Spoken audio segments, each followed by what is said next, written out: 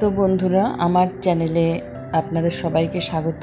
অনেক দিন বাদে একটা ভিডিও নিয়ে এলাম আমার ছাদ বাগানে।